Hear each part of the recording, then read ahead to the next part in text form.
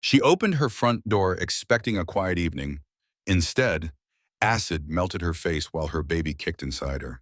Grace Holloway survived what her husband planned as murder.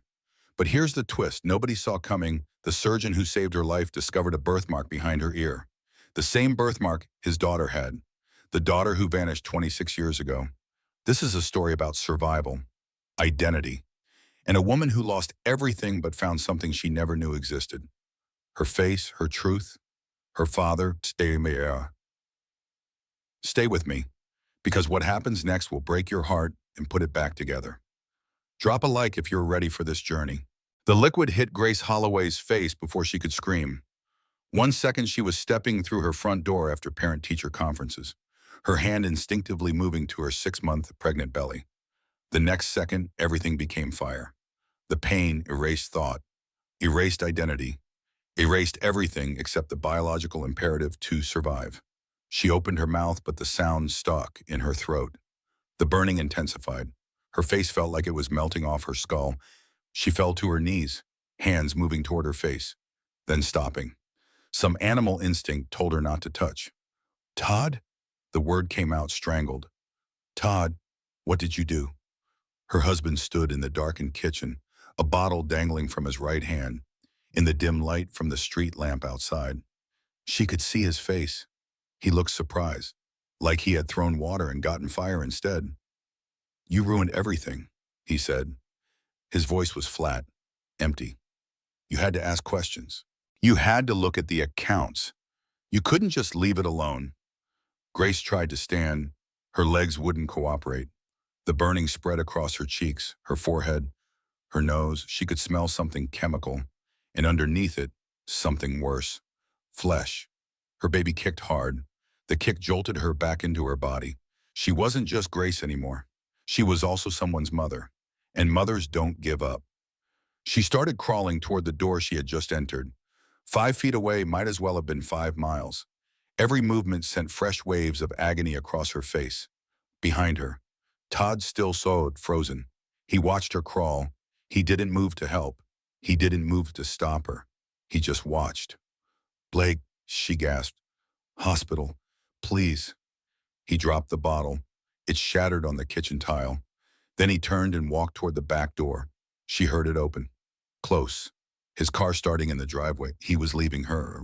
Grace reached the front door and pulled herself up using the doorframe. Her vision was starting to blur. She couldn't tell if it was from tears or from the acid. She fumbled with the handle and stumbled onto the front porch. The October night air hit her face and she screamed. The sound that came out of her was not human. It was pure animal agony. The kind of sound that makes neighbors wake up and know something is terribly wrong. Karen Whitmore from next door appeared on her own front porch in a bathrobe. The older woman took one look at Grace and her hand flew to her mouth. "Oh my God. Oh my God, Grace." Karen was already dialing 911 as she ran across the yard. She was a retired nurse. She had seen bad things before, but the way her face went pale told Grace everything she needed to know about how she looked. "Don't touch your face, honey," Karen said, her voice shaking but professional. "Keep your hands down. Help is coming." Grace's legs gave out. She sat heavily on her porch steps, one hand moving automatically to her belly. The baby kicked again. 1, 2, 3 kicks. Still alive. Still there. Still fighting. "My baby," Grace whispered. "Please, my baby." "The baby's going to be fine," Karen said with more confidence than her eyes showed. She was speaking into her phone now. "I need an ambulance at 1234 Maple Street. Chemical burn. Possible acid attack. Victim is conscious and 6 months pregnant." "Yes, pregnant. We need obstetrics standing by. Hurry." Grace heard sirens in the distance, getting closer. Her face felt like it was still burning, even though the acid had stopped spreading. Her entire body was shaking.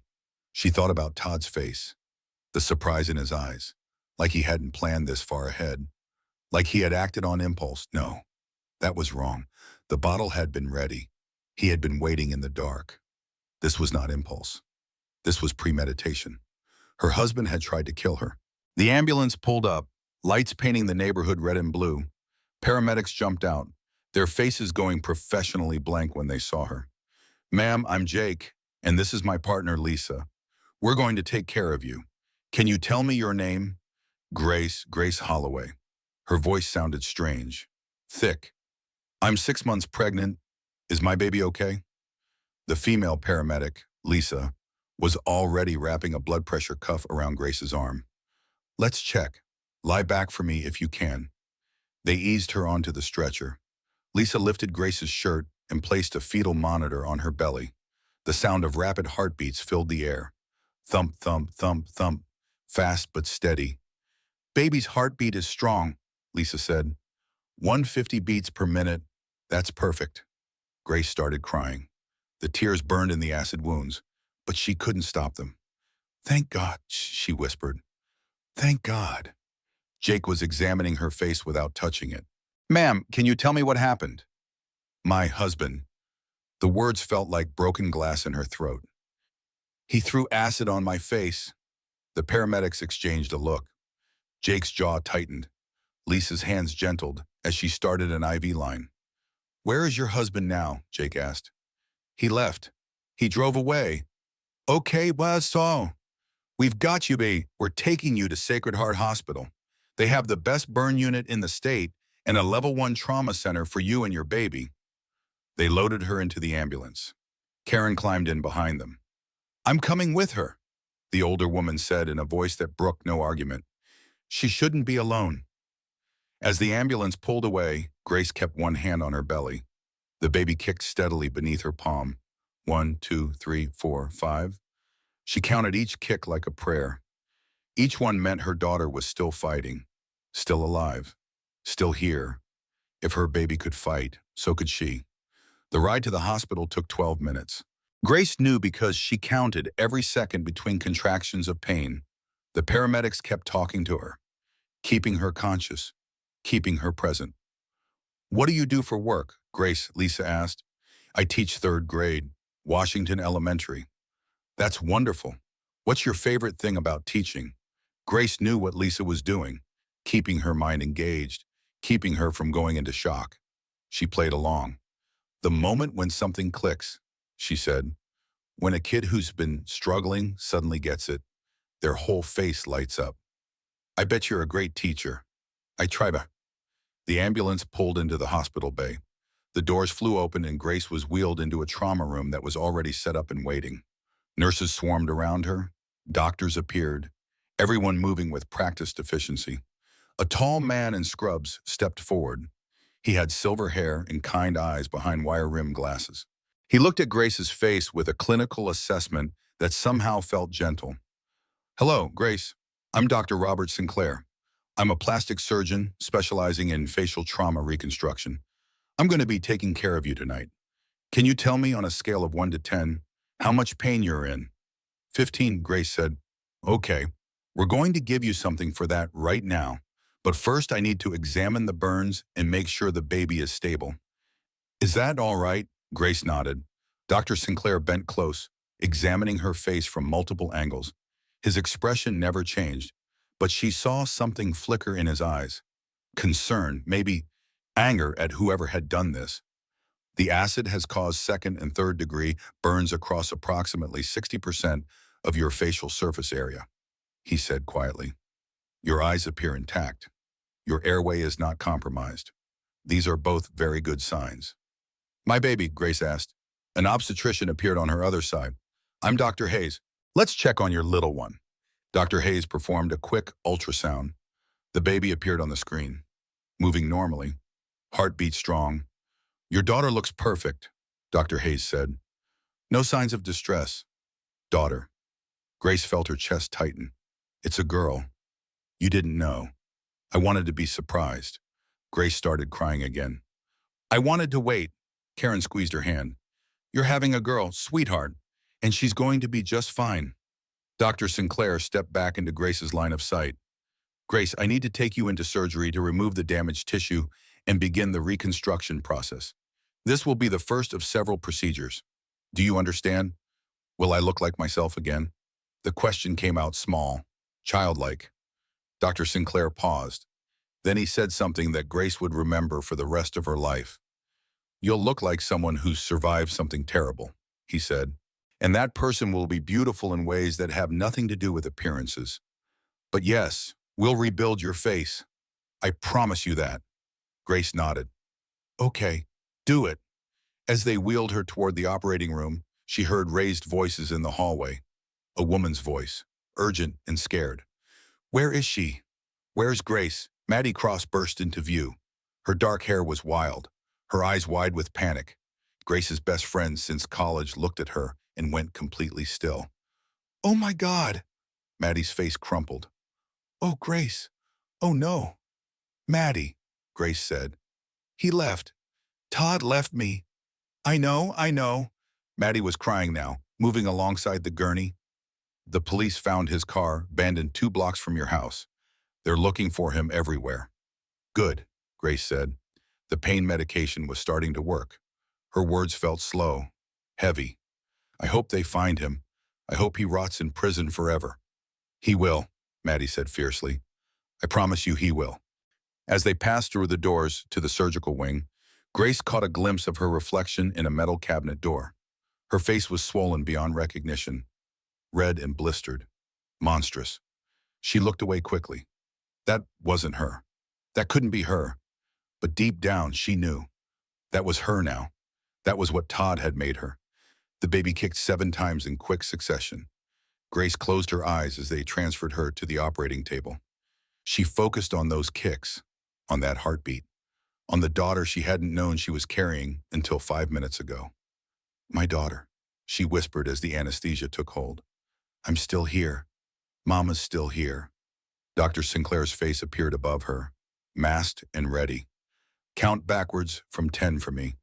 Grace, 10, 9, 8, my baby, 7, 6, Todd, 5, 4, still alive, 3, 2, darkness. But what Dr. Sinclair didn't know yet would change both their lives forever. Because as he examined the burns more closely under the bright lights of the operating room, he noticed something. Behind Grace's right ear, untouched by the acid, was a small birthmark shaped like a crescent moon. His hands stilled for just a moment. His breath caught. He had seen that birthmark before, on a 3-year-old girl who had disappeared 26 years ago, on his daughter. The surgery took 8 hours. Dr. Robert Sinclair worked methodically, removing dead tissue, preserving what could be saved, planning the reconstruction that would come later. His team moved around him like a well-choreographed dance. But Robert's mind kept drifting to that birthmark. It was impossible. Coincidence. Thousands of people had crescent-shaped birthmarks. This woman could not be his Claire. His daughter had been gone for 26 years. The trail had gone cold decades ago. He had searched everywhere, hired private investigators, checked every database, followed every lead. Nothing. Sarah had taken Claire during one of her psychotic episodes, postpartum psychosis that had gone undiagnosed for too long. By the time Robert realized how sick his wife was, she had already vanished with their daughter. 3 months later, Sarah died in a single-car accident in rural Montana. Claire was not in the car. The police searched everywhere. A 3-year-old girl had simply disappeared.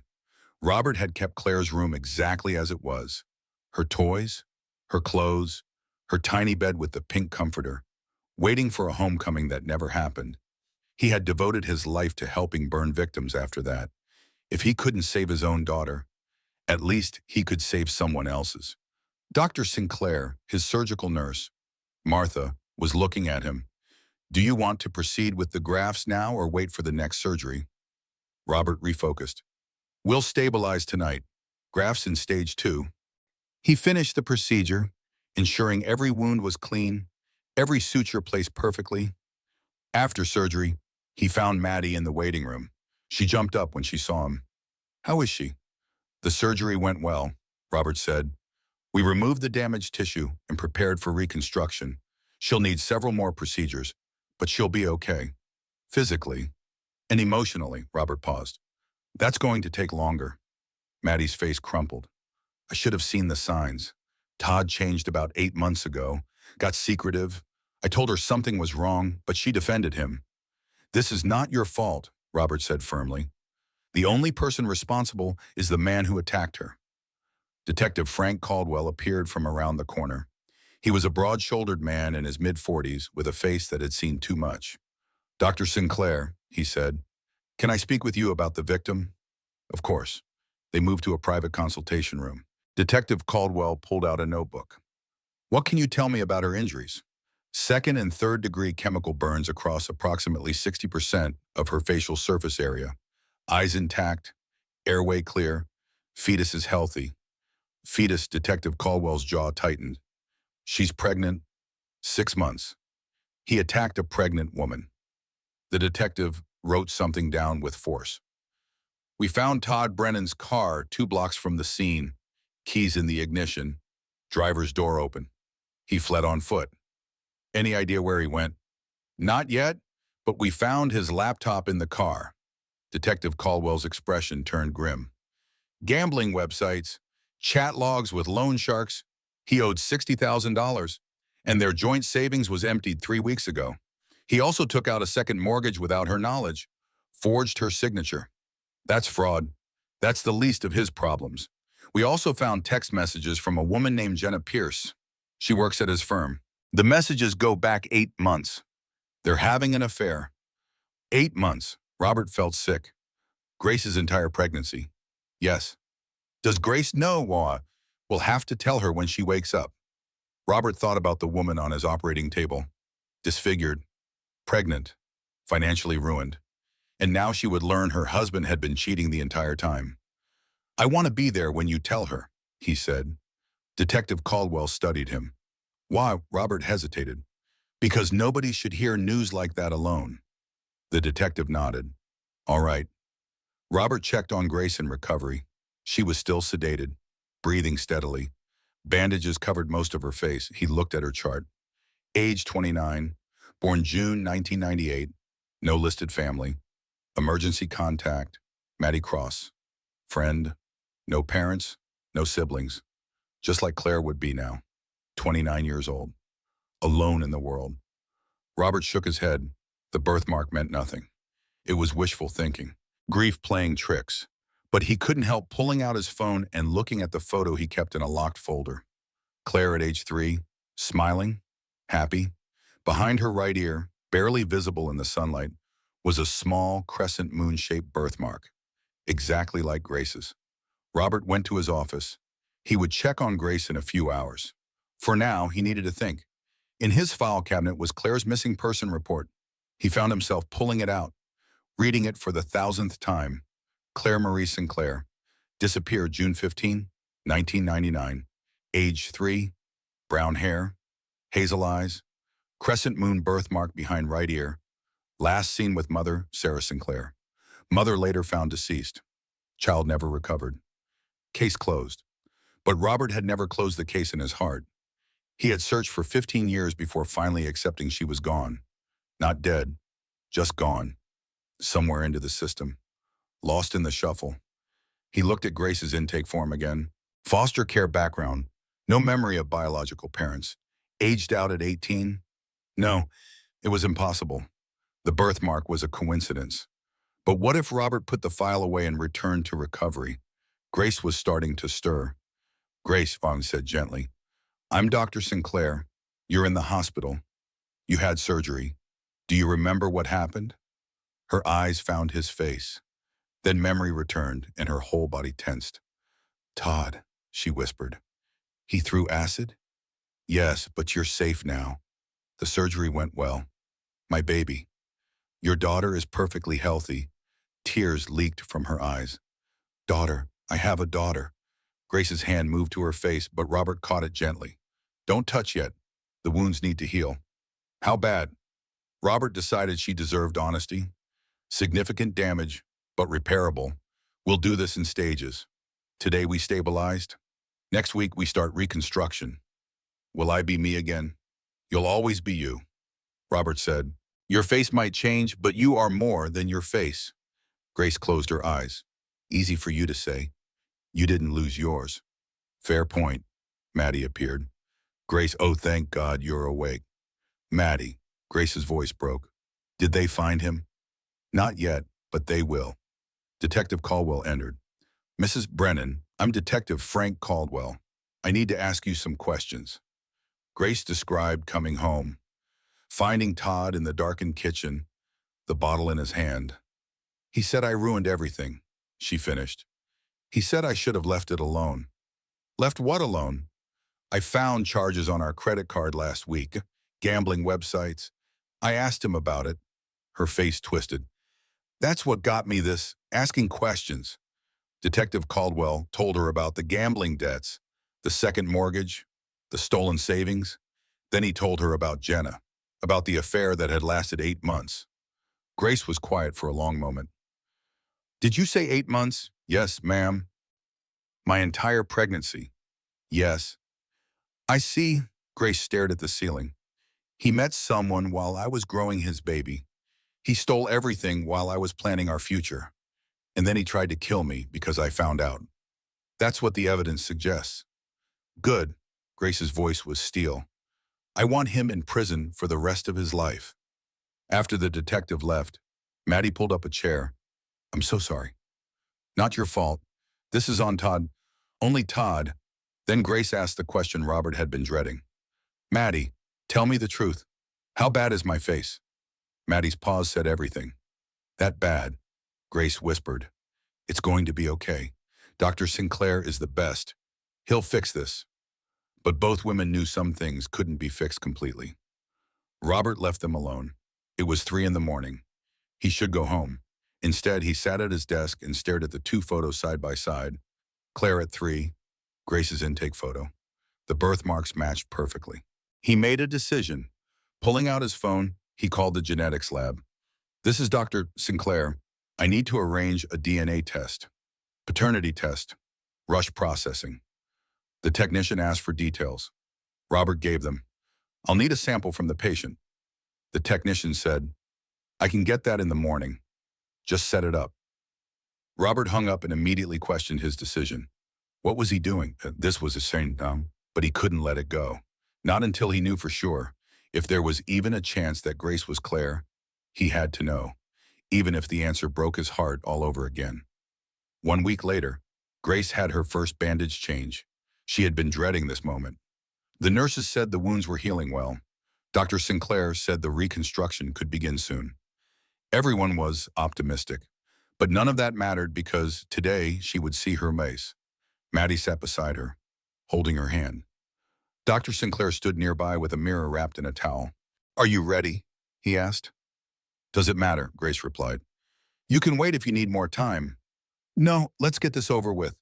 Dr. Sinclair carefully removed the bandages, layer after layer.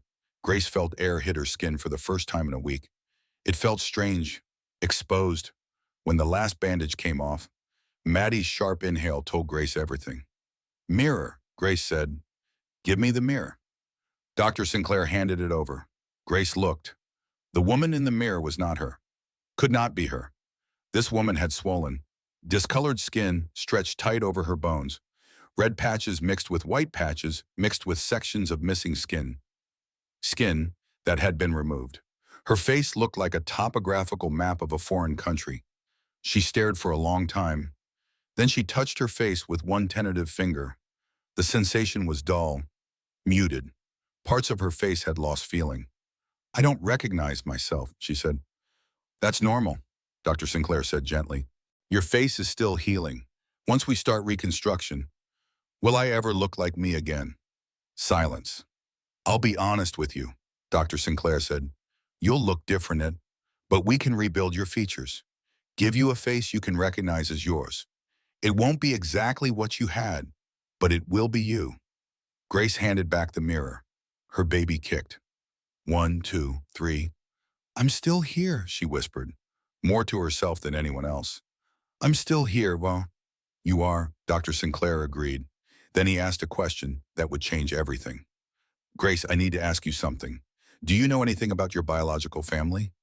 Grace looked at him in surprise. No, I was in foster care, no records. Why, Dr. Sinclair hesitated. His eyes moved to her right ear. That birthmark behind your ear. It's distinctive. Grace reached up automatically. She had forgotten about the birthmark. She'd had it her whole life. Barely noticed it anymore. Distinctive how, another pause. Dr. Sinclair looked like he was choosing his words carefully. I'm going to ask you something that might sound strange, but please hear me out, okay? Would you be willing to do a DNA test, a paternity test? Specifically, the room went silent.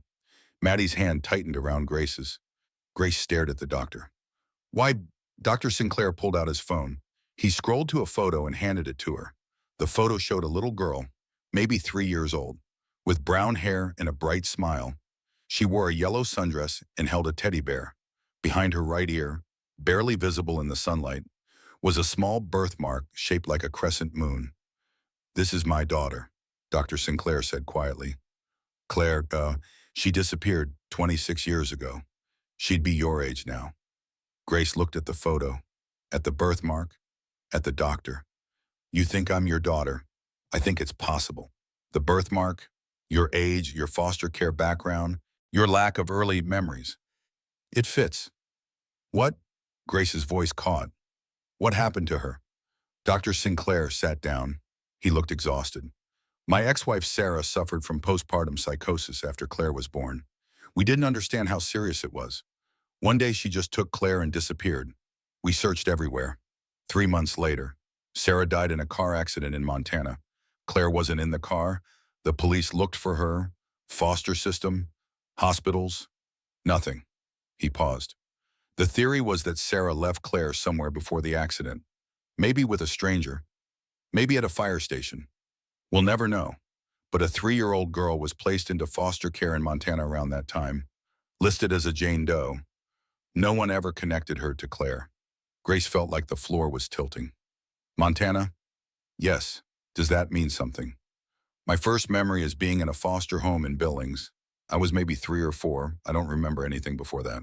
Well, Maddie's hand was trembling now. Grace, oh my God. Grace. How would we know for sure? Grace asked. DNA test. Paternity test. If you're Claire, it'll be definitive.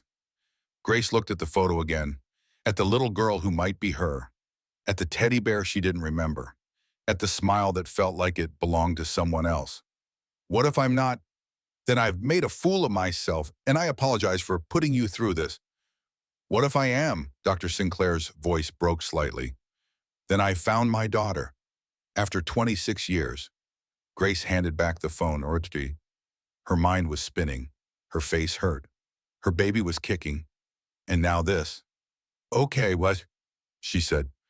Do the test. Are you sure? Why not? This week can't get any stranger. Dr. Sinclair smiled slightly. It was the first time Grace had seen him smile. I'll arrange it this afternoon. After he left, Maddie turned to Grace with wide eyes. What if it's true? She whispered. Then I had a father this whole time. And I didn't know. A father who's been looking for you? Or maybe it's just a weird coincidence, and I'm getting my hopes up for nothing. Grace closed her eyes. I can't think about this right now. I have too much else to deal with. But she couldn't stop thinking about it. That night, alone in her hospital room, she stared at the ceiling and tried to remember anything from before age 4.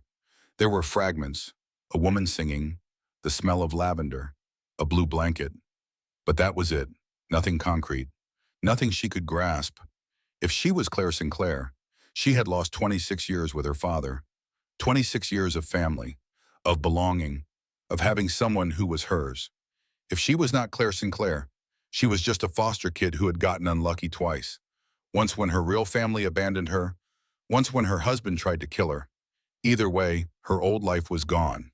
She was starting over. Whether she wanted to or not, the baby kicked hard. Grace put her hand on her belly. Hey, baby girl, your mama's life is a mess right now, but I promise you this, whatever happens, you're going to be loved. So loved. The baby kicked again. 7 times in quick succession. Grace counted each one, her only certainty in a world that had become unrecognizable. 3 days later, Detective Caldwell returned with news. We found Todd Brennan, and he said. Grace sat up straight. Where? Pennsylvania, hiding in an abandoned hunting cabin about 30 miles outside Harrisburg. Pennsylvania State Police took him into custody this morning. Is he coming back here? Yes, we're extraditing him for attempted murder. The DA wants him here for trial. Grace felt a strange mix of relief and rage. Relief that he was caught. Rage that he had run in the first place. Did he say anything? A Detective Caldwell's expression darkened. He did, but you're not going to like it. Tell me anyway. He claims you were controlling, that you made his life miserable, that he just snapped. Grace laughed. It came out bitter. Of course he did. There's more. Todd's mistress, Jenna Pierce, contacted us. She wants to make a statement. Why, she says she didn't know about the attack, that Todd lied to her about everything. She wants to cooperate with the investigation. She slept with my husband while I was pregnant, and now she wants absolution. She wants to help put him away. Grace considered this. Then she said, fine, let her testify. The more evidence, the better. Detective Caldwell nodded. We also found something disturbing on Todd's computer. He purchased the acid 3 weeks before the attack. He searched prison sentence, acid attack multiple times. This wasn't a moment of passion. He planned this. 3 weeks. He had spent 3 weeks planning to disfigure her. Grace's hand moved to her face, touching the bandages. He wanted to destroy me.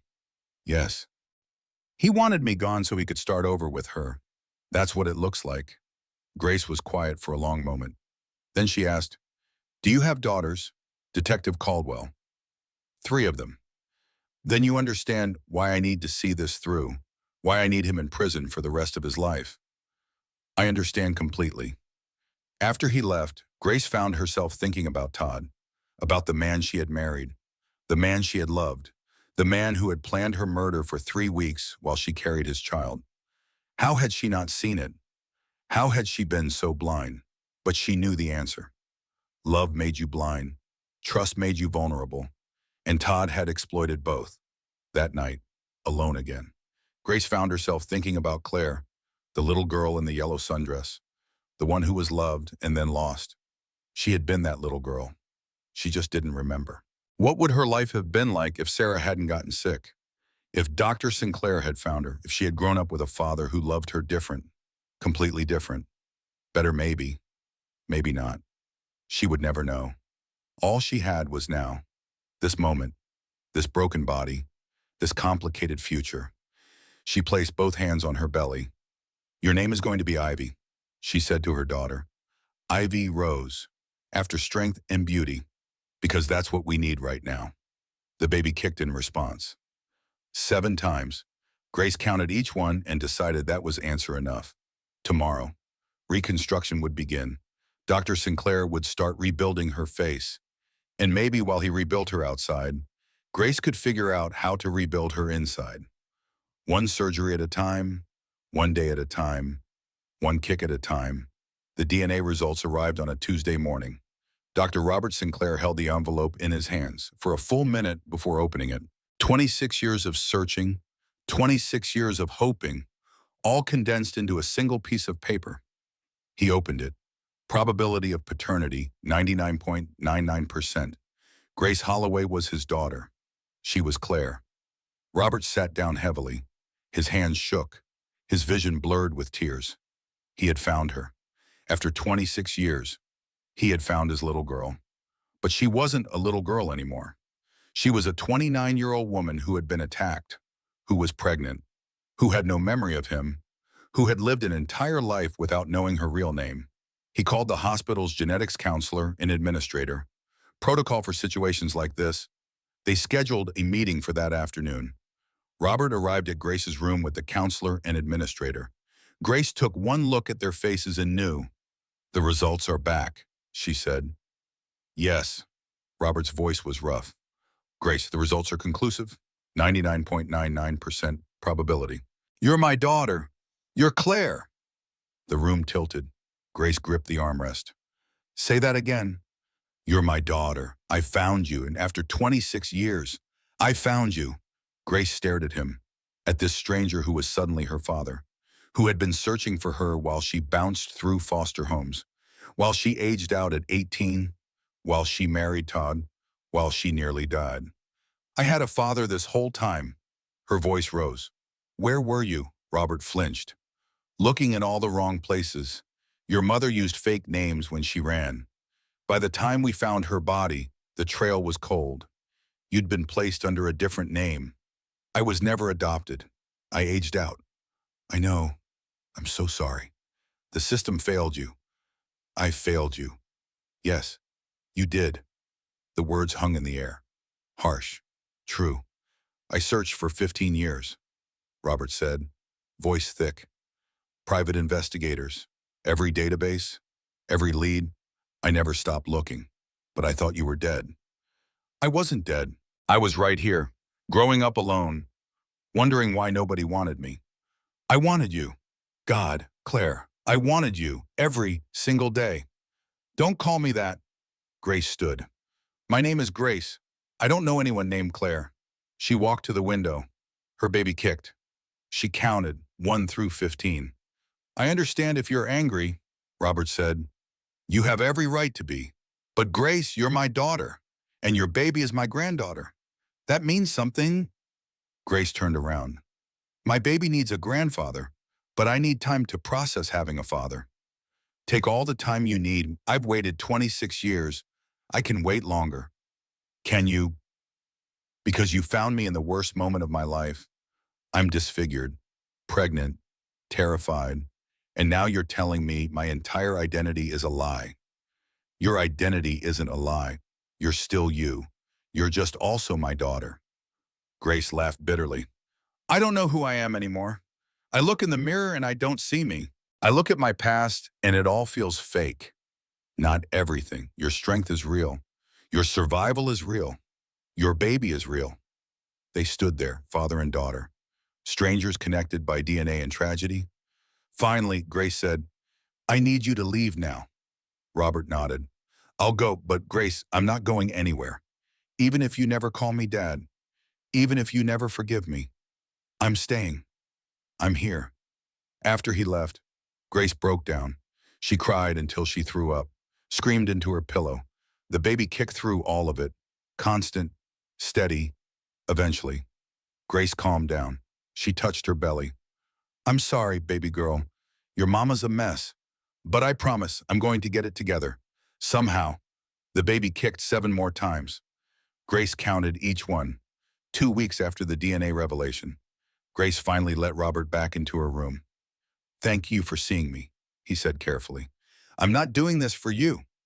My baby needs prenatal care and you're the best doctor here. I'll take what I can get. He examined her face, clinical and gentle. The wounds were healing well. No infection, swelling going down. Your recovery is going better than expected, he said. Will I look human again? Grace. Sorry, that was unfair. She took a breath. I'm trying, but everything feels impossible. Robert sat down. May I tell you about your mother, the real her? Before the illness, Grace wanted to refuse, but some part of her needed to know. Okay. Sarah loved art. She painted murals. You were her joy. She used to sing to you every night. Lavender lullabies. She'd rub lavender lotion on your arms and sing until you fell asleep. Grace went very still. Lavender. Yes. Why? I have this memory, a fragment, a woman singing, the smell of lavender. I always thought I made it up. You didn't make it up. That was Sarah. That was your mother. Tears started falling. What happened to her? Postpartum psychosis. A severe mental illness after childbirth. Sarah started having delusions, became convinced people were trying to hurt you, that I was part of some conspiracy. He paused. I tried to get her help, but we didn't understand how serious it was. One morning I woke up and you were both gone, but she died instead. Yes, single car accident in Montana. The police think she left you somewhere hours before. You were found 3 days later, wandering alone in a park. No ID, couldn't tell anyone your name. Grace processed this. I don't remember any of it. Maybe that's a mercy, but I also don't remember you, or her, or being loved. Robert's voice broke. You were loved, so deeply loved. You were our whole world. They sat in silence. Then Grace asked, did you ever remarry? No, every woman I met, I'd compare to Sarah. Every child I saw, I'd wonder if they were you. He smiled sadly. I kept your room exactly the same. your toys, your clothes and waiting. That's heartbreaking. That's fatherhood. The baby kicked. Robert noticed. May I? Grace hesitated, then nodded. He placed his hand gently on her stomach. The baby kicked against his palm, his eyes filled with tears. Hello, little one, he whispered. I'm your grandfather, and I already love you. Watching him, Grace felt something crack in her chest. This man had spent 26 years searching. He had found her in the worst moment and stayed. I don't know how to do this, she admitted. I don't know how to have a father. I don't know how to be a father to a grown daughter. So we'll figure it out together. I'm still angry. You have every right to be. And I'm scared. Of everything. Of Todd's trial. Of being a mother. Your daughter will know your voice, your touch, your love. That's what matters. That night, Grace asked for a mirror. She looked at herself. Really looked. Her face was still swollen, but she could see the shape now. The reconstruction would start next week. She touched her reflection. Hello, she whispered. I don't know you yet, but I'm trying to meet you. It wasn't much, but it was a start. The next morning, Detective Caldwell arrived. Jenna Pierce is here. She wants to see you. Grace's first instinct was to refuse, but curiosity won. Fine, 5 minutes. Jenna was 28, blonde, exhausted looking. When she saw Grace's bandaged face, she gasped. Oh my God. Yeah, that's what your boyfriend did to me. He's not my boyfriend. He was never my boyfriend. Jenna sat heavily. I thought he loved me. I thought his wife was the problem. He said you were controlling, unstable, and you believed him. Yes, I'm ashamed of that, but yes. Why are you here? Jenna pulled out a folder. Because I need to make it right. Inside were financial records, bank statements, and a life insurance policy. Grace's blood went cold. No. Policyholder Todd Brennan, insured Grace Brennan, benefit $500,000. Beneficiary Todd Brennan. He was going to kill me anyway. Grace whispered. That's what I think, Jenna said. The acid was just his weapon. If you died, he'd get $500,000. Grace looked at this woman. This other woman Todd had manipulated. He played us both, Grace said. Yes. Are you testifying against him? If you want me to, Grace considered. Testify? Show everyone who Todd Brennan really is. After Jenna left, Maddie arrived. You met with her. Yeah, Todd lied to everyone, manipulated her, planned to kill me for insurance money. Grace laughed bitterly. I was worth more dead. Don't say that. Your value is what you decide it is. Grace touched her bandaged face. What if I look in the mirror and still don't know who I am? Then I'll remind you every day. You're Grace. You're a teacher. You're going to be an amazing mother. You're my best friend. You're a survivor. I don't know how to be all those people. One day at a time. The baby kicked. Grace counted 1 through 20. That night alone, Grace thought about Claire, the little girl in the yellow sundress, the one who was loved and lost. She had been that little girl. She just didn't remember. She placed both hands on her belly. Your name is going to be Ivy, she said. Ivy Rose. After the little girl I used to be, and the hope we need. The baby kicked 7 times. Grace counted each one. Tomorrow, reconstruction would begin. Robert would start rebuilding her face. And maybe, while he rebuilt her outside, Grace could figure out how to rebuild her inside. One surgery at a time, one day at a time, one kick at a time. The second surgery was scheduled for early morning. Grace woke at 5, unable to sleep, counting her baby's kicks like a meditation. 37 kicks before the nurse came in, each one a reminder that life continued even when everything fell apart. Robert arrived at 6. He was wearing surgical scrubs and an expression that was equal parts professional and paternal. How are you feeling? He asked. Terrified. That's honest. What if it doesn't work? It will work. I've done this procedure hundreds of times. Not on your daughter. He paused. No, not on my daughter. Do you want me to recuse myself? I can have Dr. Mitchell take over. Grace considered it, then shook her head. No, I want you. Why, because you're the best and because I need to start trusting someone. Something, something shifted in Robert's face. Gratitude, relief. I won't let you down, he said. The surgery took 6 hours. They used skin grafts from Grace's thigh to reconstruct her cheeks, rebuilt her nose using cartilage grafts, worked on her forehead and chin to restore symmetry. Grace was under general anesthesia, but somehow she dreamed. She dreamed of a woman singing, of lavender, of a teddy bear with one missing eye. When she woke in recovery, Robert was sitting beside her bed. How do you feel? He asked. Like I was hit by a truck. That's about right. How did it go? Very well. The grafts took beautifully. You'll need more procedures. But this was a major step. Grace reached for her face, but he caught her hand. Not yet. Give it a few days to heal. I can't see it. Not until the bandages come off. Doctor's orders. Grace laughed despite the pain. You're enjoying this. Maybe a little. Maddie arrived an hour later with flowers and gossip from Grace's school. The other teachers were asking about her. The principal sent a care package. Her students made get-well cards. One card in particular made Grace cry. It was from a quiet third grader named Emma who struggled with reading. Dear Miss Holloway, I miss you. Mr. Henderson is nice, but he doesn't explain things like you do. I hope you come back soon. Love, Emma. Below the words was a drawing of a woman with a big smile and hearts around her head. She drew you, Maddie said gently. She drew who I used to be.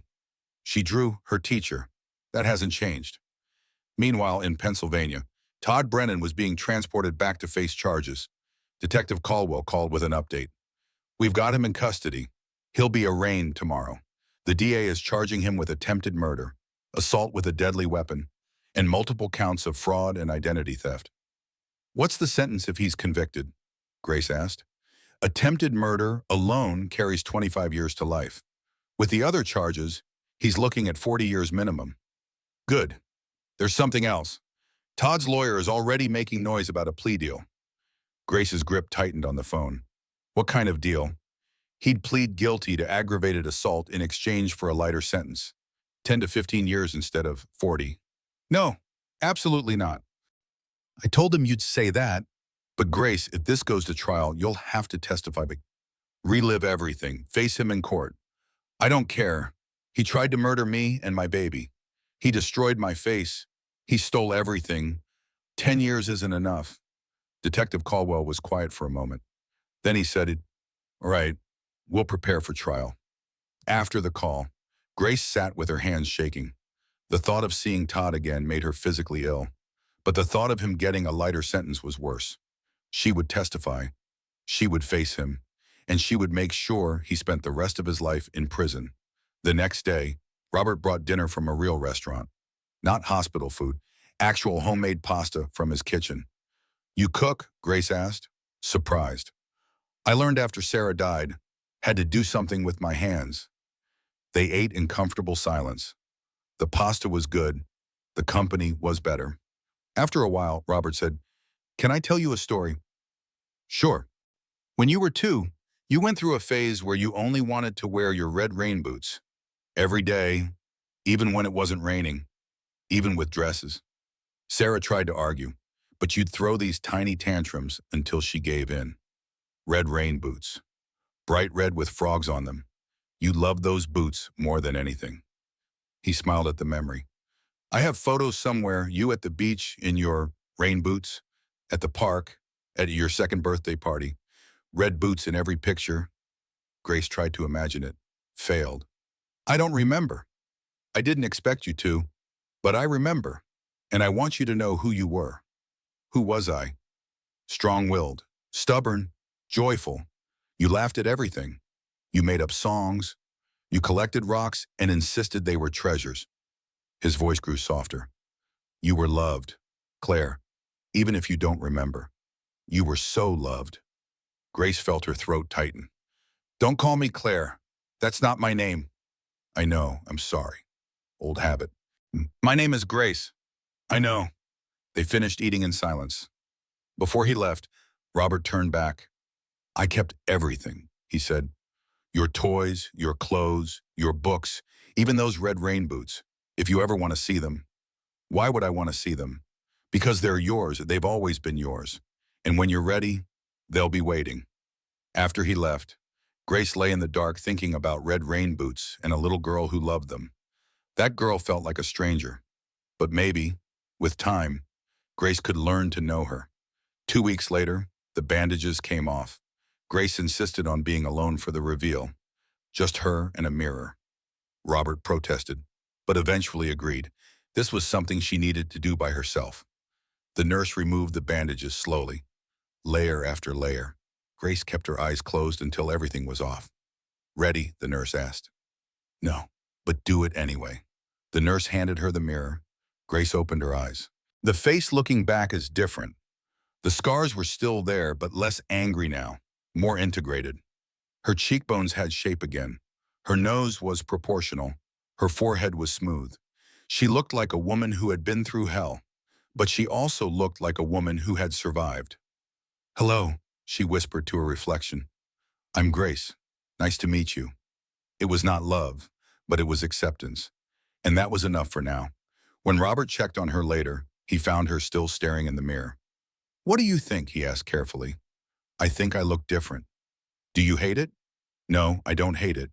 She turned to face him. "I don't love it either, but I can live with it." "That's a start." "Yeah, it is." That night, Grace had a dream. She was 3 years old, wearing red rain boots, jumping in puddles. A woman watched her, laughing. The woman had kind eyes and smelled like lavender. "Higher, Mama," Dream Grace shouted. "Be careful, Claire," the woman said. Grace woke with tears on her face, the first memory that felt real, the first glimpse of who she used to be. Claire Sinclair had been loved, even if Grace Holloway didn't remember. And maybe that was enough. 3 months later, Grace stood in the courthouse hallway, her hand on her swollen belly. 8 months pregnant now. Ivy Rose was running out of room. The kicks were less frequent, but more powerful. Robert stood beside her, one hand on her shoulder, Maddie on her other side, a wall of support. "You don't have to do this," Robert said quietly. "We can still take the plea deal." "No," Grace's voice was firm. "He needs to face justice. Real justice." The courtroom doors opened. Grace walked in with her head high. She wore a simple navy dress. Professional, dignified, strong. She had decided not to wear makeup to cover her scars. Let the jury see what Todd had done.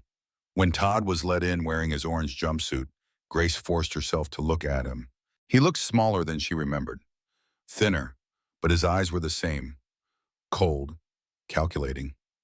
He looked at her and smiled slightly. Grace stared back without expression. She would not give him the satisfaction of fear. The prosecution's opening statement was powerful. District Attorney Rachel Donovan laid out the evidence methodically. The purchased acid, the insurance policy, the affair, the financial crimes. "This was not a crime of passion," she told the jury. "This was an execution attempt. Todd Brennan planned to murder his pregnant wife for insurance money. When she survived, he fled. That is not the behavior of a man who snapped. That is the behavior of a calculated predator." Todd's lawyer, Marcus Webb, painted a different picture. "Todd Brennan made mistakes, bad mistakes, but he is not a monster. He was drowning in debt. His marriage was failing. He felt trapped. In a moment of desperation, he did something terrible. But temporary insanity is real." Grace wanted to scream, "Temporary insanity," as if throwing acid on your pregnant wife was just a bad day. The first witness was Karen Whitmore, who had called 911. "I heard terrible screaming," she testified. "I ran outside and saw Grace on her porch. Her face was—" Karen's voice broke. "I'm a retired nurse. I've seen a lot, but that was the worst thing I've ever seen." The paramedics testified next. Then the emergency room doctors, each describing Grace's injuries in clinical detail. The jury looked horrified. On day 2, Detective Caldwell testified about the investigation. He presented the laptop evidence, the gambling websites, the texts with Jenna, the searches about acid attacks. "This was purchased 3 weeks before the attack," he said, holding up receipts. "Industrial-grade sulfuric acid, bought under a false name, hidden in the garage." On day 3, Jenna Pierce took the stand. She described the affair, the lies Todd had told about Grace, the financial records she had unknowingly helped manipulate. He told me Grace was unstable, Piso, Jenna said, that she threatened suicide if he left. He showed me texts supposedly from her. They were vicious. Were those texts real? Rachel asked. No, I later learned he fabricated them, used a text spoofing app. He wanted me to hate her. Todd's lawyer cross-examined aggressively. You were having an affair with a married man. Isn't it possible you're lying to absolve yourself? I was having an affair, that's true, but I didn't try to kill anyone. Todd did. Maddie testified next. She described years of watching Todd isolate Grace, control her finances, gaslight her. Grace defended him, Maddie said. Every time I raised concerns, she couldn't see what I saw, that he was systematically breaking her down. Why didn't she leave? Marcus asked. Because abuse is insidious. It doesn't start with acid. It starts with small things. Little criticisms. Subtle isolation. By the time it escalates, the victim believes they deserve it. On day 5, it was Grace's turn. Rachel called her to the stand. Grace walked up slowly. She placed her hand on the Bible and swore to tell the truth. She sat down and looked directly at the jury. Not at Todd. Never at Todd. Miss Holloway, Rachel began. Please tell the jury about October 15th, the night you were attacked. Grace took a breath. I came home from parent-teacher conferences around 8:30. I was 6 months pregnant, tired. What happened when you entered your home? Todd was in the kitchen. The lights were off. He had a bottle in his hand. What did he say? He said I ruined everything, that I couldn't leave things alone, that I had to ask questions. Grace's voice remained steady. Then he threw the contents at my face. What happened next? Pain, immediate, intense pain, like my face was on fire. I fell to my knees. I couldn't breathe. All I knew was that I was dying. But you didn't die. No, I crawled to the front door. I needed help. I needed to save my baby. Rachel showed the jury photos of Grace's injuries. The courtroom gasped. Some jurors covered their mouths. How did you survive? My neighbor called 911. The paramedics were incredible. The doctors saved me. And I refused to die. Why? Grace touched her stomach. Because my daughter needed me. She still needs me. Rachel asked about the relationship before the attack. Grace described the warning signs. Todd's secrecy, his defensiveness about finances, his anger. When did you discover why? 2 days before the attack. I found gambling charges. When I confronted him, he said it was nothing.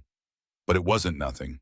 No, he had lost $60,000, taken a second mortgage without my knowledge, emptied our savings, maxed out credit cards in my name. How did that make you feel? Betrayed, scared, but I thought we could work through it. I thought marriage meant facing problems together. Grace paused. I was wrong. Todd didn't want to face problems. He wanted to eliminate them. By eliminate, you mean he tried to murder me. Silence. Then Marcus stood for cross-examination. Miss Holloway, you confronted my client about finances. You were angry, weren't you? I was upset. He had stolen our money. Isn't it true you threatened to leave him? Yes, after I found out about the affair. So you threatened his life as he knew it. Grace kept her voice level. I threatened to leave a marriage built on lies. That's not the same as throwing acid on someone's face. My client claims he blacked out from stress. Then why did he buy the acid 3 weeks early? Why did he research prison sentences? Why did he flee? Those aren't the actions of someone who blacked out. Marcus changed tactics. You're suing my client for damages. Yes, for medical expenses and pain and suffering. So you have a financial incentive to see him convicted. I have a personal incentive to see him in prison. So he never does this to anyone else. Grace had had enough. She leaned forward and looked directly at Todd. I was 6 months pregnant. I weighed 140. Todd is 6'2" and 200 pounds. If he felt threatened by me asking about money, he could have left. He could have gotten therapy. He could have done anything except try to burn my face off. The jury was riveted. Marcus had no more questions. As Grace stepped down, her water broke. She felt the gush and looked down in shock. My baby, she said. Chaos erupted. Robert rushed forward. The judge called recess. Paramedics were summoned, and Todd looked annoyed that his trial had been interrupted. That expression would haunt the jury's memories. Grace gave birth to Ivy Rose Holloway in the hospital while the trial recessed for 3 days. 7.5 months. Early, but not dangerously so. The doctors monitored closely. Ivy was small but healthy. 5 pounds, 2 ounces. Perfect. Grace held her daughter for the first time and wept. Hi, baby girl, she whispered. I'm your mama, and nobody is ever going to hurt you. Ivy opened her eyes, that unfocused newborn gaze, looking up at Grace with complete trust. Robert stood beside the bed, tears streaming down his face. May I, he asked, reaching out tentatively. Grace nodded. He took his granddaughter's tiny hand. Hello, Ivy Rose, he said softly. I'm your grandfather, and I will make up for every day I wasn't there for your mother. Maddie was crying, the nurse was crying. Even Detective Caldwell, who stopped by to check on them, looked emotional. She's beautiful, he said, just like her mama. 3 days later, Grace returned to testify. She was exhausted, bandaged, nursing every 3 hours, but determined. Are you sure about this? Robert asked. We can request more time. No, I need to finish this. She walked back into the courtroom with her head high. The jury's eyes followed her. This woman who had just given birth during her testimony, Todd's lawyer tried to use it against her.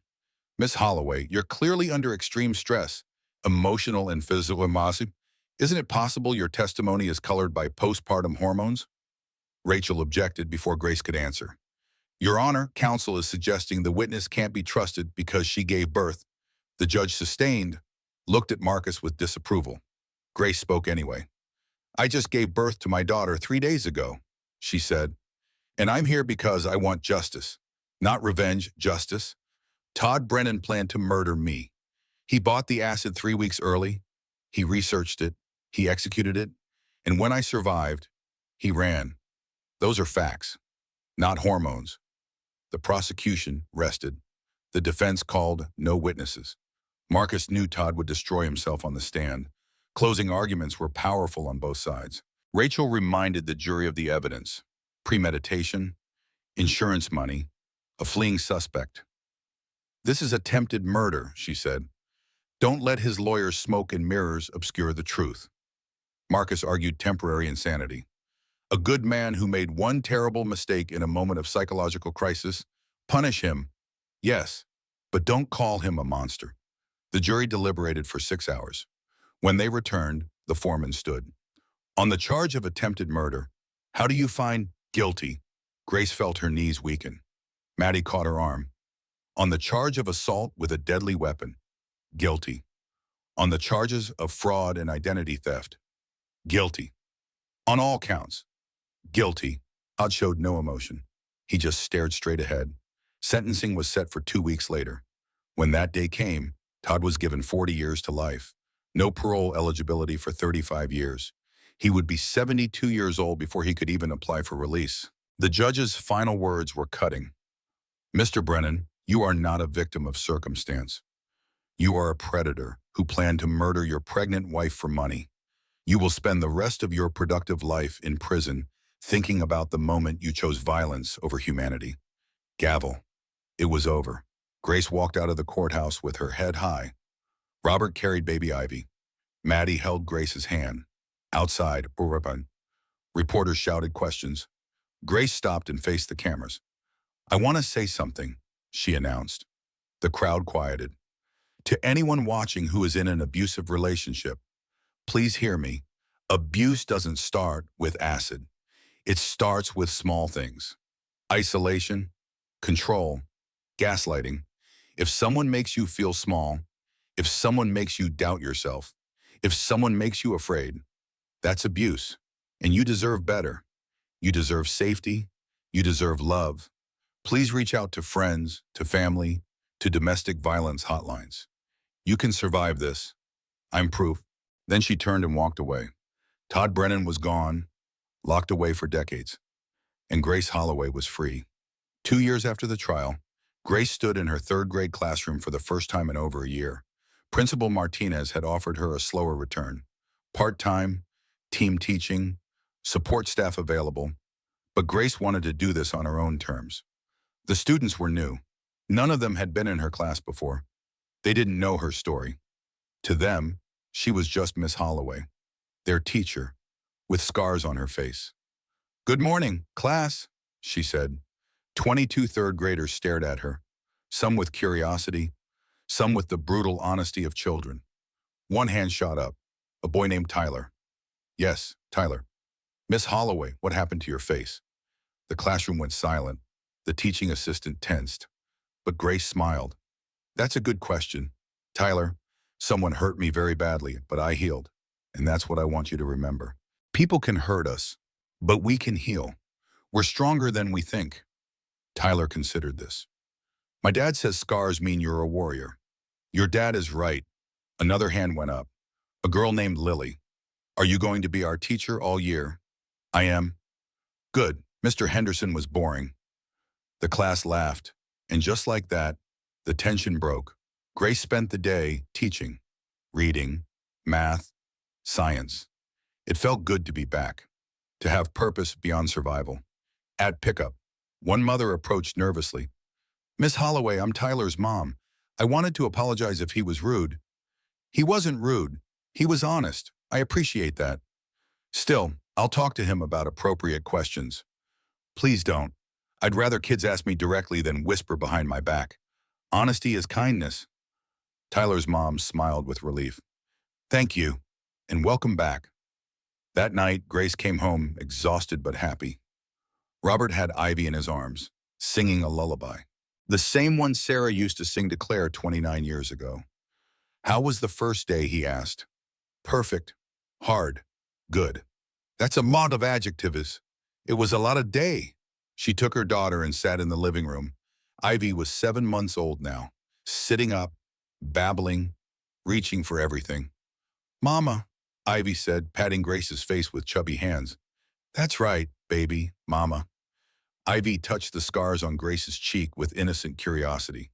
Not afraid, not disgusted, just exploring. "She doesn't see the scars as ugly," Robert observed.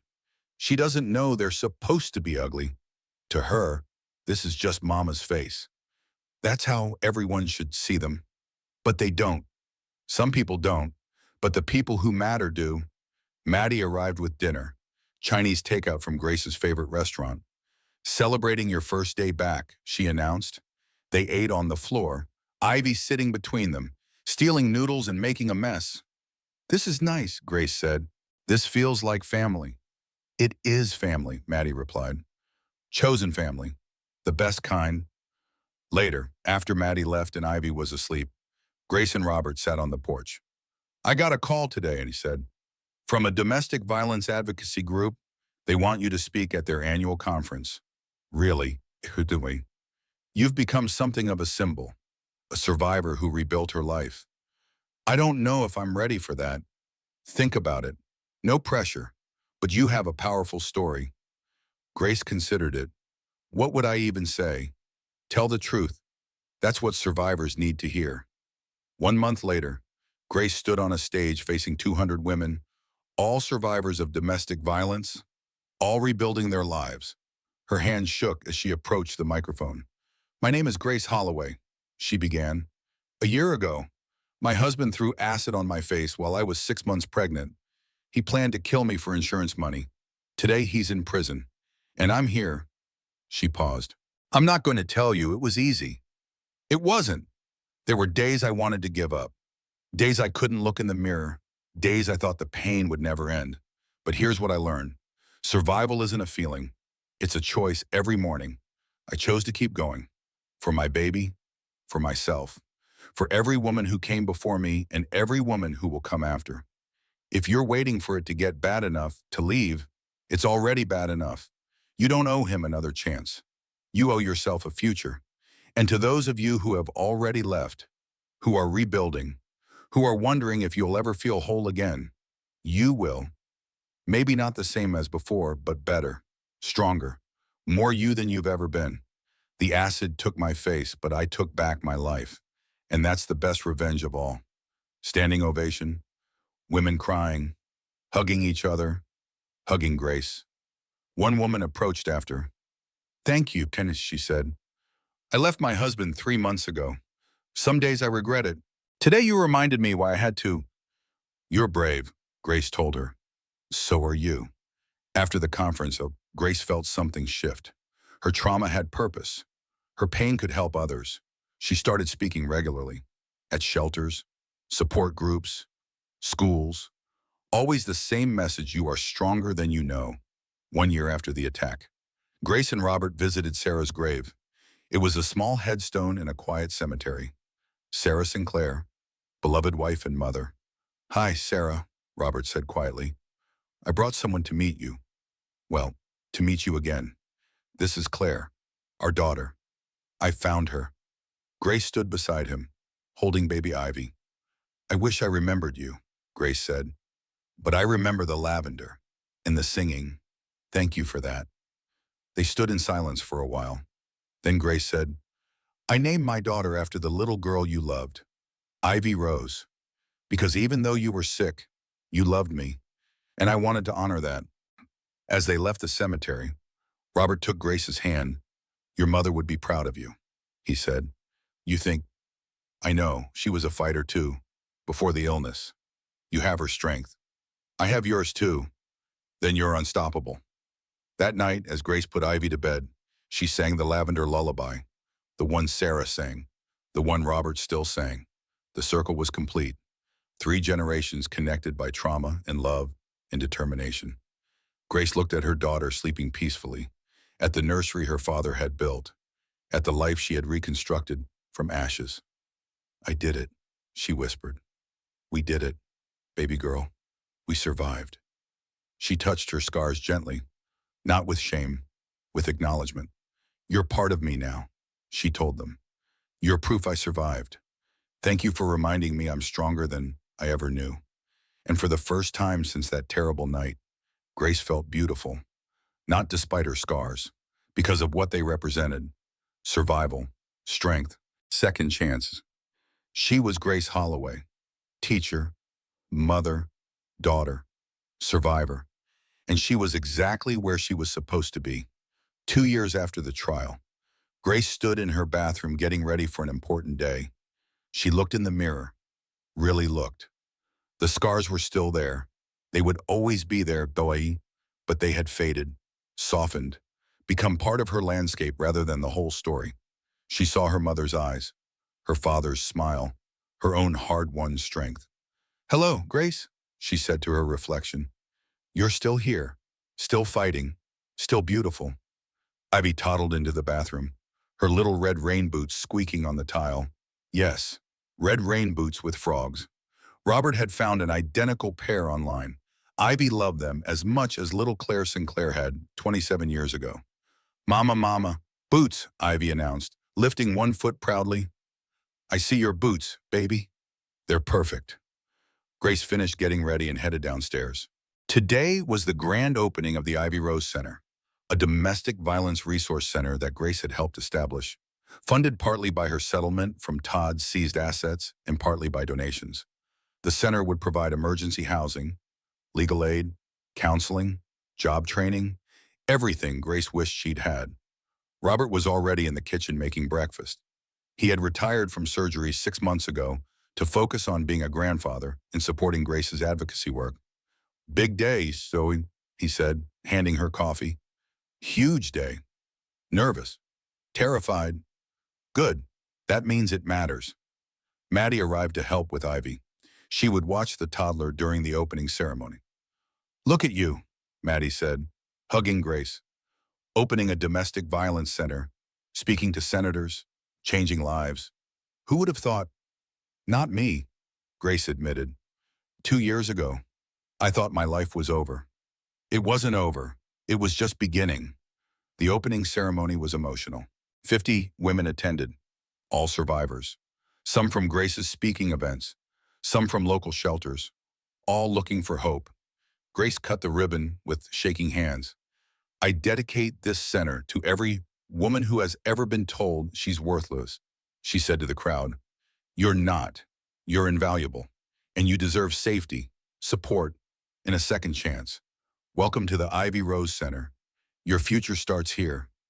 Applause, tears, hugs. One woman approached Grace afterwards. She was young, maybe 23, with a black eye and a toddler on her hip. "I left yesterday," the woman said quietly. "I have nowhere to go. Can you help me?" "Yes," Grace said immediately.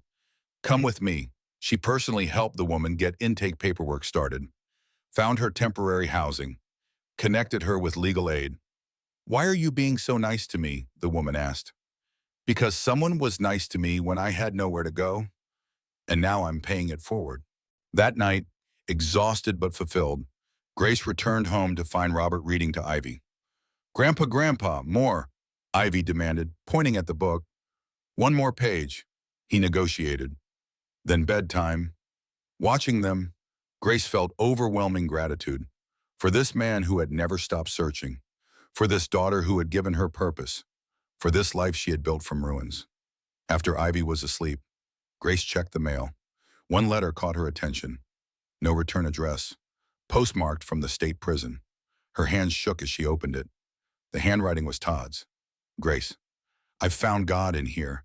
I know you probably don't believe me, but it's true. I've had a lot of time to think about what I did, about the pain I caused. I'm dying, pancreatic cancer, stage 4. The doctors say I have 6 months, maybe less. I know I don't deserve forgiveness. I know what I did was unforgivable. But I'm asking anyway.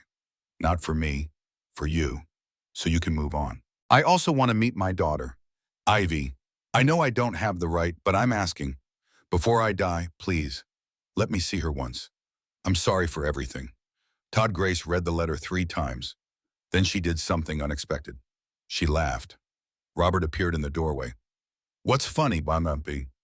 "Todd wrote me." She handed him the letter. "He claims he's dying, wants forgiveness, wants to meet Ivy." Robert read it, his expression darkening. "What are you going to do?" Grace walked to the fireplace, held the letter over the flames. "I'm going to tell you a story," she said, "about a woman who almost died, who lost her face, her home, her savings, who gave birth during her attacker's trial, who rebuilt her life piece by piece." She dropped the letter into the fire. "That woman doesn't owe her attacker anything. Not forgiveness, not closure, not a relationship with her daughter. That woman survived him once. She doesn't need to survive him again." The letter curled and burned. "Is he really dying?" Robert asked. "I don't know. I don't care. Even if he is, that's not my problem. He made his choices. Now he lives, or dies, with them." Grace watched the letter turn to ash. "I spent 2 years rebuilding myself," she said. "I'm not going to let him tear that down now. Not for his peace of mind, not for his deathbed redemption. He doesn't get that from me." She turned to face Robert. "You know what the best revenge is? It's not forgiveness. It's not even justice. It's this: living well, being happy, watching my daughter grow up, knowing nothing about the man who tried to kill her mother. That's victory." Robert smiled. "You're right. I know." The next morning, Grace wrote one sentence on a piece of paper. "My daughter will never know your name." She mailed it to the prison. Then she deleted his contact information from her phone, blocked his prison number, told the Ivy Rose Center staff that if Todd Brennan or anyone on his behalf ever contacted them, the answer was no. She was done. 2 months later, Grace received a call from the state legislature. "We're naming a law after you, Bupton," they said. "Increased penalties for acid attacks, mandatory minimum sentences. It'll be called Grace's Law." Grace cried, not from sadness, from pride.